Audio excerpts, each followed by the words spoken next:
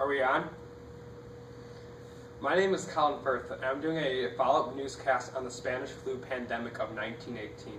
And with me is my co-host, Dylan Firth, who translates for deaf people.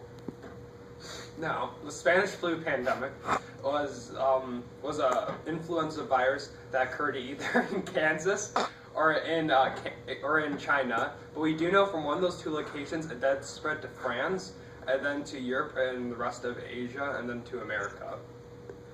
Now, this incident occurred when avian flu mutated and then spread to pigs, and then from there went to humans. Now, what was different from this influenza compared to other ones was that it had the highest mortality rate with healthy young adults, which was very unique back then. And it also started in 1918, given the Spanish flu pandemic of 1918. Now, some of the environmental damage that was caused by this influenza was that it was the precursor to the avian and swine flu, which were future influenzas that caused damage to humans and the environment. Some of the long-term effects from this influenza was that it killed over 50 million people, which is more people that were killed than in World War I. And another effect that occurred was that it also had money be gained from the health industry, but the entertainment industry also lost money from this effect. Some of the relief attempts that occurred to help get rid of this disease was the use of home remedies to cure this influenza, but it didn't work, which was not surprising whatsoever.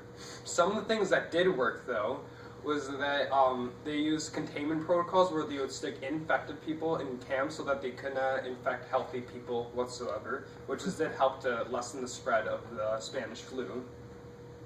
Now, some changes that resulted from this incident was an increased funding to cure researchers for future influenza viruses and an increased awareness of those viruses. It also increased the advancement of medical treatments and future medical protocols for deadly diseases in the future. I just received word that we have a newscaster on the ground with the last Spanish flu patient. Hello, I'm now at patient 32, supposedly the worst patient in all of the Spanish flu pandemic history. Let's take a look at him. Hello? Are you?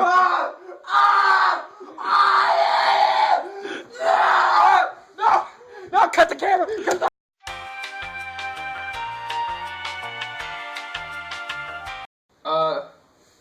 we just lost contact. Never mind about that. Let's just go on to our picture section where we review two pictures that were taken at the peak of this epidemic. This picture was taken in one of the medical tents, which just shows how overcrowded these places were during the height of this epidemic and how many people were sick.